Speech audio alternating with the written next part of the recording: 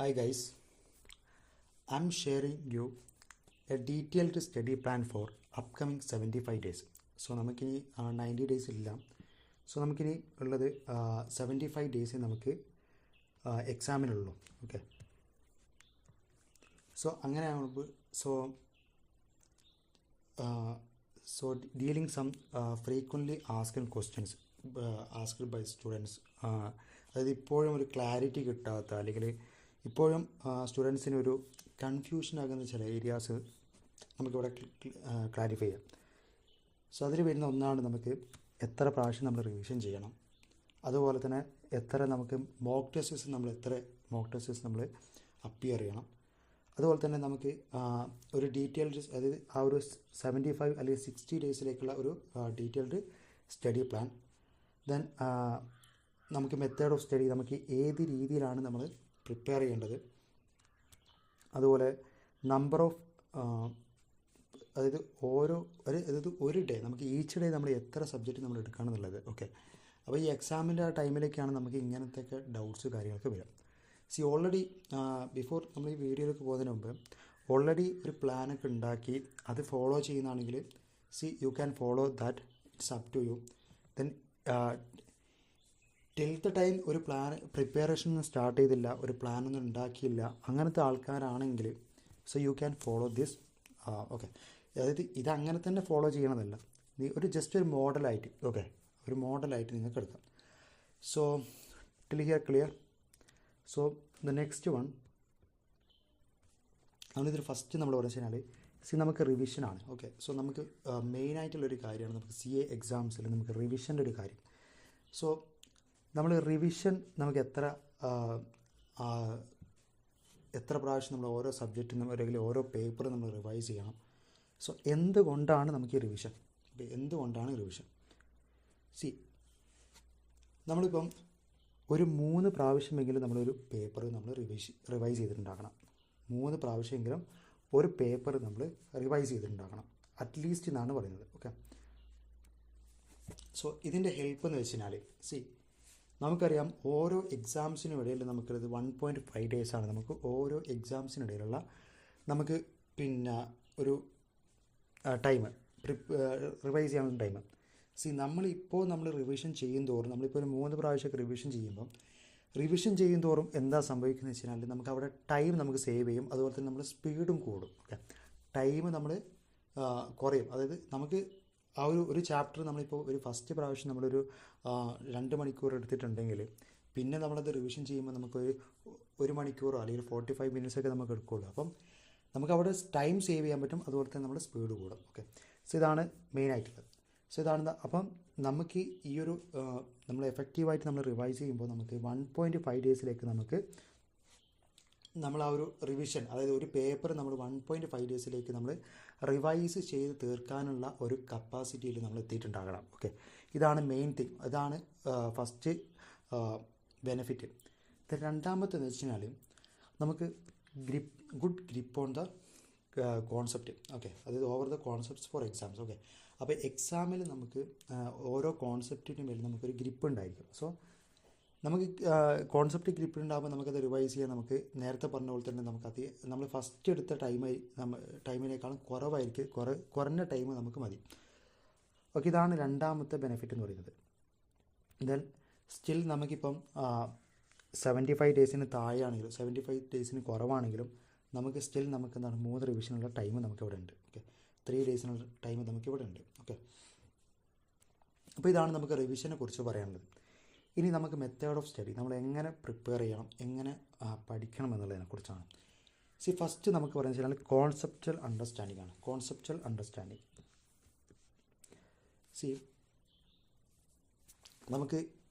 നമുക്ക് ഓരോ കോൺസെപ്റ്റും എന്താണ് അതിൻ്റെ പർപ്പസ്, അല്ലെങ്കിൽ എന്താണ് ആ ഒരു കോൺസെപ്റ്റ് പറയുന്നത്. സോ ഇൻസ്റ്റെഡ് ഓഫ് നമ്മൾ ബൈ ഹാർഡ് ചെയ്യുന്നതിനേക്കാളും ഏറ്റവും നല്ലത് നമുക്ക് കോൺസെപ്ച്വലി പഠിച്ചു കഴിഞ്ഞാൽ നമുക്ക് ഇൻട്രസ്റ്റിംഗ് ആയിരിക്കും. ഓക്കെ, സോ നമുക്കിപ്പം എസ്പെഷ്യലി നമുക്ക് ടാക്സൊക്കെ നമ്മൾ ഏറ്റവും എല്ലാവർക്കും ഒരു ഡിഫിക്കൽട്ടായിട്ട് തോന്നുകയാണ്. പക്ഷേ നമ്മളത് കോൺസെപ്ച്വലി പഠിക്കുമ്പോൾ നമുക്കതിൻ്റെ ഒരു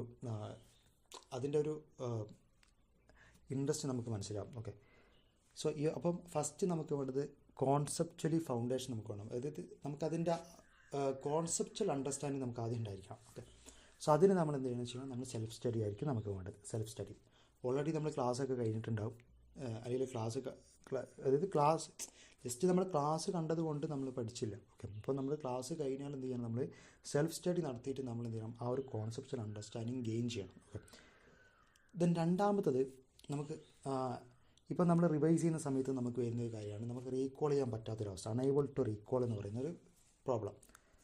സോ എന്ത് ചെയ്യാം, റിവിഷൻ വീഡിയോസ് നമുക്ക് അവൈലബിൾ ആണ് യൂട്യൂബ്സിൽ. So number of the marathons നമുക്ക് യൂട്യൂബ്സിലുണ്ട്. സോ അതുകൊണ്ട് തന്നെ നമുക്ക് എന്ത് ചെയ്യാൻ പറ്റും, അത് റീകോൾ ചെയ്യാൻ വേണ്ടി നമുക്ക് റിവിഷൻ വീഡിയോസ് നമുക്ക് കാണാം. ഓക്കെ, ദെൻ നെക്സ്റ്റ് നമുക്ക് മൂന്നാമത്താണ് ക്വസ്റ്റ്യൻ പ്രാക്ടീസ്. എങ്ങനെ ക്വസ്റ്റ്യൻ പ്രാക്ടീസ് ചെയ്യണം എന്നുള്ളത്. സോ വി ഓൾ നോ നമുക്ക് രണ്ട് തരത്തിലുള്ള പേപ്പേഴ്സ് സബ്ജക്ട്സ് ആണത്. ന്യൂമറിക്കൽ സബ്ജക്ട്സും ഉണ്ട്, അതുപോലെ തന്നെ തിയറി സബ്ജക്ട്സും ഉണ്ട്.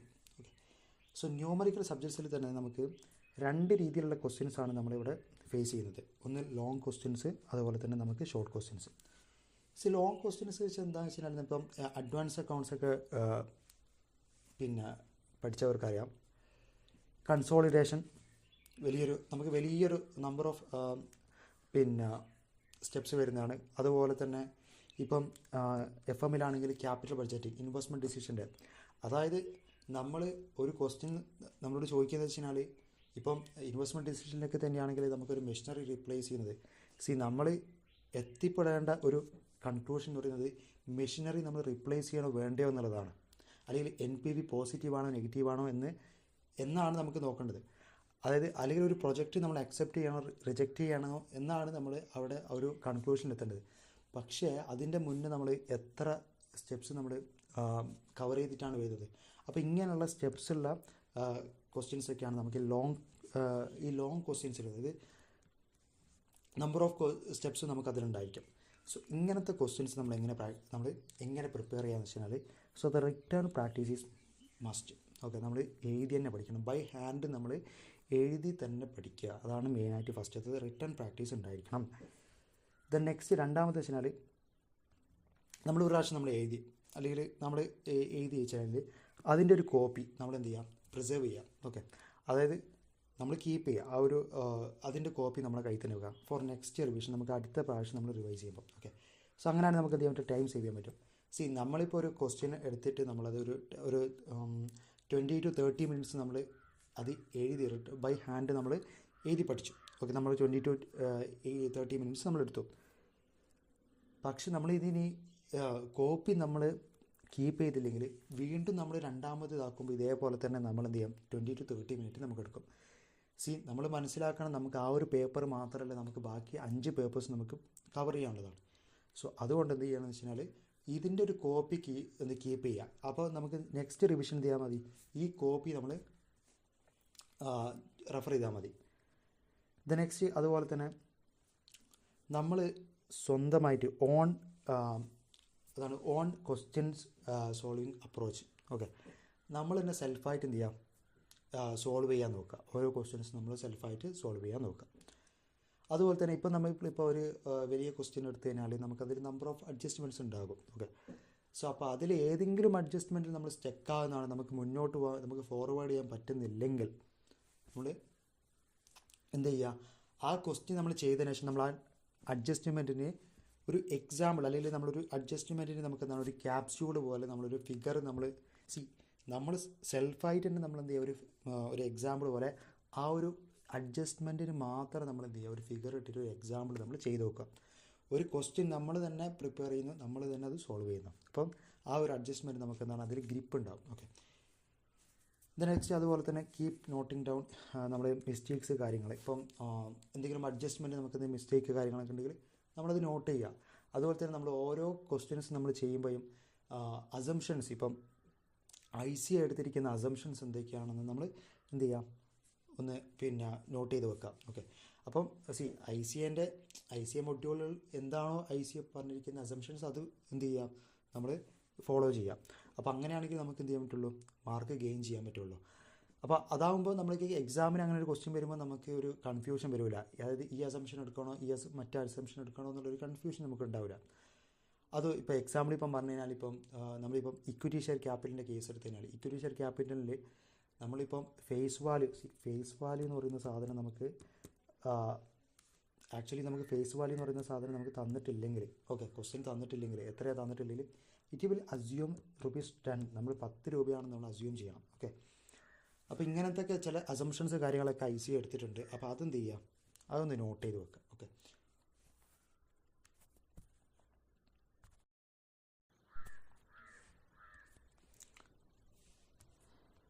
നെക്സ്റ്റ് നമുക്ക് ഷോർട്ട് ക്വസ്റ്റ്യൻസ്, ചെറിയ ക്വസ്റ്റ്യൻസ്. എന്താണെന്ന് വെച്ചാൽ നമുക്ക് കാൽക്കുലേറ്റർ തന്നെ നമുക്ക് സോൾവ് ചെയ്യുന്നതിന് ഇറ്റ്സ് നോ ഇഷ്യൂ. ഇപ്പോൾ ജേണൽ എൻട്രീസ് ഒക്കെ ആണെങ്കിൽ തന്നെ നമുക്ക് ജസ്റ്റ് നമുക്ക് മനസ്സിലാക്കി പോയാൽ അതിപ്പോൾ നമ്മൾ റിട്ടേൺ പ്രാക്ടീസ് ചെയ്യണം നിർബന്ധമില്ല എന്ന് ഞാൻ പറയുന്നില്ല. ബട്ട് നമുക്ക് ടൈം ഇല്ലെങ്കിൽ നമുക്ക് എന്ത് ചെയ്യാം, ജസ്റ്റ് നമ്മൾ മനസ്സിലാക്കി പോകാം. അതുപോലെ തന്നെ നമുക്ക് തിയറി സബ്ജക്റ്റിലേക്ക് വന്നു കഴിഞ്ഞാൽ എങ്ങനെയാണ് IC ആൻസർ ചെയ്തിരിക്കുന്നതെന്ന് മനസ്സിലാക്കാം. ICയുടെ ആൻസർ മനസ്സിലാക്കാം. അതിനാണ് നമുക്ക് സജസ്റ്റഡ് ആൻസേഴ്സും അതുപോലെ തന്നെ മോക്ക് MTPയുടെ ഒക്കെ ആൻസേഴ്സൊക്കെ നമുക്ക് അവൈലബിൾ. അപ്പം നമുക്ക് മനസ്സിലാവും, അതായത് IC എങ്ങനെയാണ് ആ ഒരു പർട്ടിക്കുലർ ക്വസ്റ്റ്യൻസിന് ആൻസർ ചെയ്തിരിക്കുന്നത് എന്ന് നമുക്ക് മനസ്സിലാവും. അതുപോലെ തന്നെ നമുക്ക് പിന്നെ ഹൗ മച്ച് കണ്ടൻറ്റ്, അതായത് നമ്മളിപ്പോൾ എത്ര നമ്മൾ എഴുതണം. ഇപ്പം 5 മാർക്സിന് ചോദിച്ചാൽ നമ്മൾ എത്ര എഴുതണം, 8 മാർക്സിന് ചോദിച്ചാൽ നമ്മൾ എത്ര എഴുതണം എന്ന് നമുക്ക് അറിയണമെങ്കിൽ നമ്മുടെ സജസ്റ്റഡ് ആൻസേഴ്സ് ഒക്കെ എടുത്തു കഴിഞ്ഞാൽ നമുക്ക് മനസ്സിലാവുള്ളൂ. അതുപോലെ തന്നെ ഈ MTPയിലൊക്കെ ഈ IC യൂസ് ചെയ്തിരിക്കുന്ന ലാംഗ്വേജ് അതൊക്കെ ഡിക്റ്റോ നമുക്ക് ICM മെറ്റീരിയലാണ് ആക്ച്വലി. അപ്പം അതൊക്കെ എന്തോന്ന് ജസ്റ്റ് ഒന്ന് റെഫർ ചെയ്യുക. പിന്നെ നമുക്ക് വരുന്നതാണ് നമ്പർ ഓഫ് മോക്ക് ടെസ്റ്റേഴ്സ്, നമ്മൾ എത്ര MTPs നമ്മൾ എഴുതണം എന്നുള്ളത് എല്ലാവർക്കും ഒരു ഡൗട്ട് വരുന്നതാണ്. നമ്മൾ വെച്ചാൽ ഓരോ സബ്ജക്റ്റിനും നമ്മൾ ഓരോ റിവിഷൻ്റെ ടൈമിൽ ഓരോ മോക്ക് ടെസ്റ്റ് ചെയ്യുന്നത് ഏറ്റവും നല്ലതാണ്. ഓരോ സബ്ജക്റ്റിനും ഓരോ റിവിഷൻ്റെ ടൈമിൽ ഒരു മോക്ക് ടെസ്റ്റ് ചെയ്താൽ. അങ്ങനെയാണെങ്കിൽ നമുക്ക് ടോട്ടൽ 6 പേപ്പേഴ്സാണുള്ളത്. നമ്മൾ 3 പ്രാവശ്യം നമ്മൾ 6 പേപ്പേഴ്സ് റിവൈസ് ചെയ്യുന്നുണ്ടെങ്കിൽ 18 മോക്ക് ടെസ്റ്റസ് നമ്മൾ എഴുതും. 18 മോക്ക് ടെസ്റ്റസ് നമ്മൾ എഴുതേണ്ടതായിട്ട് വരും. മോക്ക് ടെസ്റ്റ് ചെയ്തത് നല്ലതാണോ എന്ന് ചോദിച്ചാൽ നമുക്കതിൻ്റെ ബെനിഫിറ്റ് പറയുന്നത് വെച്ചാൽ എക്സാം എഴുതിയവർക്കറിയാം, ഓൾറെഡി എക്സാം അപ്പിയർ ചെയ്തവർക്കറിയാം നമുക്ക് ആ ഒരു 3 ഹവേഴ്സിൻ്റെ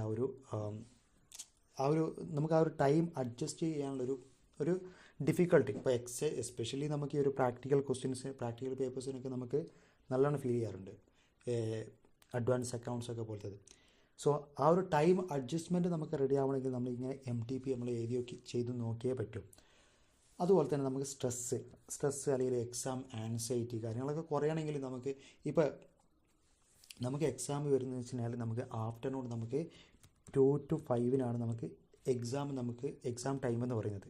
2 to 5 എന്ന് പറഞ്ഞാൽ നമുക്ക് ഇപ്പം ഈ ടൈം എന്ന് വെച്ച് കഴിഞ്ഞാൽ ഇപ്പം സമ്മർ ടൈം, അതിപ്പം നമുക്കിപ്പം ചൂട് കൂടിയ ടൈമാണ്. അപ്പം നമുക്ക് ആ ഒരു ടൈം ആ ഒരു 3 ഹവേഴ്സ് നമ്മൾ ഇരിക്കണമെങ്കിൽ, നമ്മൾ കണ്ടിന്യൂസ് ആയിട്ട് ഇരിക്കണമെങ്കിൽ നമുക്കൊരു ചെറിയൊരു പ്രാക്ടീസ് നമുക്ക് ആവശ്യമാണ്.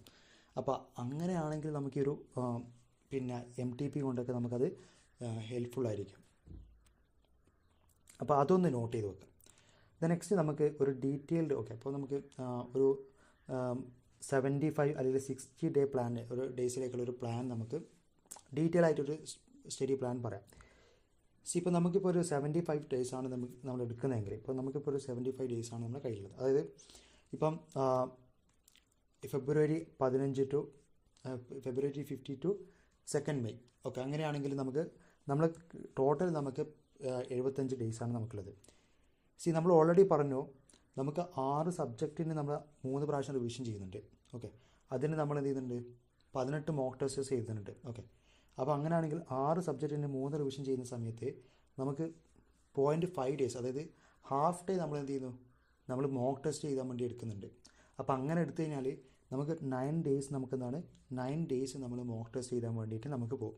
9 ഡേയ്സ് നമുക്ക് മോക്ക് ടെസ്റ്റ് ചെയ്താൻ വേണ്ടി നമുക്ക് വേണ്ടി വരും.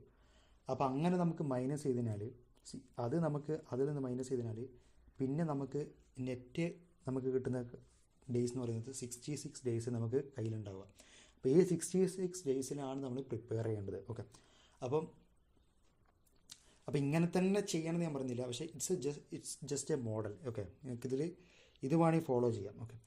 അപ്പം ഇതിൽ ഫസ്റ്റ് നമുക്ക് വരുന്നത് ഫസ്റ്റ് റിവിഷനാണ്. ഓക്കെ, ഫസ്റ്റ് റിവിഷൻ എന്ന് പറയുന്നത് നമുക്ക് 33 days ആണ് നമുക്ക് പറയുന്നത്. ഓക്കെ, അപ്പോൾ 33 daysനുള്ളിൽ നമ്മൾ ഫസ്റ്റ് റിവിഷൻ നമ്മൾ തീർത്തിരിക്കണം. ഓക്കെ, അപ്പോൾ അങ്ങനെയാണെങ്കിൽ നമുക്ക് 6 സബ്ജക്റ്റ് ഉണ്ട്. ഓക്കെ, അങ്ങനെയാണെങ്കിൽ നമുക്ക് പെർ സബ്ജക്റ്റിന് എത്ര വരും? പെർ സബ്ജക്റ്റിന് വെച്ച് കഴിഞ്ഞാൽ നമുക്ക് 5.5 days ആയിരിക്കും നമുക്ക് പെർ സബ്ജക്റ്റിന് വരിക എന്നുള്ളത്. ഓക്കെ, അപ്പം യു ക്യാൻ റിയലൈസ് നമ്മൾ ഹവേഴ്സ് പഠിക്കണം നിങ്ങൾക്ക് ഇപ്പം തന്നെ മനസ്സിലാവും. ഓക്കെ, 5.5 days നമ്മൾ തീർക്കുകയാണെങ്കിൽ നമ്മൾ എത്ര ഹവേഴ്സ് നമ്മൾ പഠിക്കണത് മനസ്സിലാവും.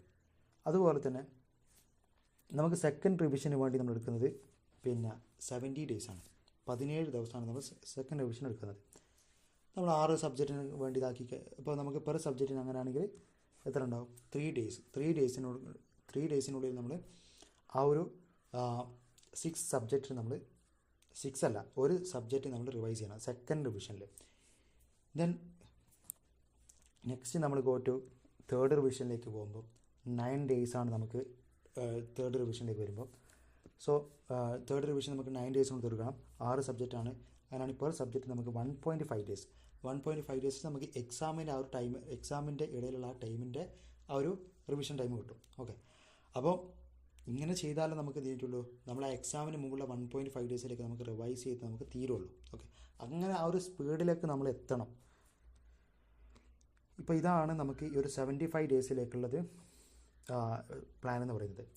ഇപ്പോൾ ഇൻ കേസ് നമ്മളിപ്പം 60 days ആണെങ്കിൽ എന്തായിരിക്കും? 60 days ആണെങ്കിൽ ഇപ്പം നമുക്കിപ്പോൾ 75 daysൽ നമുക്ക് 33 days ആണ്. അങ്ങനെയാണെങ്കിൽ 60 daysൽ എത്രയായിരിക്കും? നമുക്ക് ഇങ്ങനെ ക്രോസ് മൾട്ടിപ്ലൈ ചെയ്താൽ മതി. ഓക്കെ, നെക്സ്റ്റ് നമുക്ക് ഇനി വേറൊരു ഡൗട്ടാണ്. നമ്മൾ ഈച്ച് ഡേ, അതായത് ഒരു ദിവസം നമ്മൾ എത്ര സബ്ജക്റ്റ് നമ്മൾ പഠിക്കണം എന്നുള്ളത്. ഓക്കെ, സോ ദ മോസ്റ്റ് സ്റ്റുഡൻസിന് ഇപ്പം ഡൗട്ടുള്ള ഒരു കാര്യമാണ് അത്. ആ ഒരു ഡൗട്ട് നമുക്ക് എക്സാമിൻ്റെ ഡേയ്സ് അടുക്കും തോറും കൂടിക്കൊണ്ടിരിക്കും. അത് നിങ്ങൾക്ക് റിയലൈസ് ചെയ്യാൻ പറ്റും. അത് നിങ്ങൾക്ക് ഇപ്പം ഓൾറെഡി അത് റിയലൈസ് ചെയ്യുക, പിന്നെ എക്സ്പീരിയൻസ് ചെയ്ത ആൾക്കാർക്ക് മനസ്സിലാവും. ഓക്കെ, അപ്പം നമുക്ക് ഇറ്റ്സ് അപ് ടു യു. നിങ്ങൾക്ക് ഒരു സബ്ജക്റ്റോ 2 സബ്ജക്റ്റോ അല്ലെങ്കിൽ 3 സബ്ജക്റ്റോ എടുക്കാം. ഓക്കെ, മാക്സിമം നിങ്ങൾ 3 സബ്ജക്റ്റ് എടുക്കാം മാക്സിമം. കാരണം എന്ന് വെച്ചാൽ നമുക്ക് നമ്പർ ഓഫ് ദി സബ്ജക്റ്റ് നമ്മൾ പേപ്പേഴ്സ് നമ്മൾ ഒരു 1 day എടുക്കുമ്പം it's A difficult. Actually it's A difficult. നമ്മൾ വിചാരിക്കുന്ന പോലെ കുറച്ച് നമുക്ക് കൺഫ്യൂസ്ഡ് ആയിരിക്കും. ഓക്കെ, അപ്പോൾ ഏറ്റവും നല്ലതെന്ന് വെച്ച് കഴിഞ്ഞാൽ ഒരു 3 സബ്ജക്റ്റ് എടുക്കുക, അല്ലെങ്കിൽ ഒരു 2 സബ്ജക്റ്റ് എടുക്കുക. ഇപ്പം 3 സബ്ജക്റ്റ് എന്ന് വെച്ച് കഴിഞ്ഞാൽ ഇപ്പം നിങ്ങൾക്ക് എന്ത് ചെയ്യാൻ പറ്റും? ഒരു തിയറി നിങ്ങൾക്ക് ഡെയിലി പഠിക്കാം. ഓക്കെ, ഒരു തിയറി ഡെയിലി പഠിച്ച് തീർക്കുന്ന രീതിയിൽ എടുക്കാം. ഇപ്പോൾ ഓഡിറ്റിംഗ് ഒക്കെ നമ്മൾ ഡെയിലി എടുക്കുന്നതായിരിക്കും ഏറ്റവും നല്ലത്. ഓക്കെ, അപ്പോൾ അങ്ങനെയൊക്കെ പഠിക്കും. അപ്പോൾ അതുപോലെ തന്നെ നമ്മളിപ്പോൾ ഏതെങ്കിലും ഒരു സബ്ജക്റ്റ് നമുക്ക് ബോറടിക്കുന്നുണ്ട്. ഓക്കെ, അപ്പം അങ്ങനെയാണെങ്കിൽ നിങ്ങൾ എന്ത് ചെയ്യാം? സബ്ജക്റ്റ് ഓൾട്ടർ ചെയ്യാം. ഓക്കെ, വേറെ സബ്ജക്റ്റ് എടുത്ത് പഠിക്കുക. ആ ടൈം നിങ്ങൾ വേസ്റ്റ് ചെയ്യാതിരിക്കുക. ഓക്കെ, അപ്പം ഇതൊക്കെയാണ് നമുക്ക് മെയിനായിട്ടുള്ളത്. അപ്പോൾ ഇതൊക്കെയാണ് നമ്മുടെ പ്ലാനിങ്. സോ ഇതുപോലെ തന്നെ 100% നമുക്ക് ഈ പ്ലാനിങ് പോലെ നമുക്കത് ഇംപ്ലിമെൻറ്റ് ചെയ്ത് നമുക്ക് റിസൾട്ട് കിട്ടുന്നതിന് യാതൊരു നിർബന്ധമില്ല. പക്ഷേ നമ്മളെ കയ്യിലൊരു പ്ലാൻ ഉണ്ടെങ്കിൽ നമ്മൾ വിചാരിച്ച രീതിയിൽ നമുക്ക് ഏകദേശം ഒരു 90 to 95% നമ്മളെ കയ്യിൽ തന്നെ ഉണ്ടാവും. ഒരു പ്ലാൻ ഇല്ലെങ്കിലാണ് നമ്മൾ ഔട്ട് ഓഫ് ഹാൻഡ് ആയിട്ട് വരുന്നത്. So that's all about this video. Happy learning.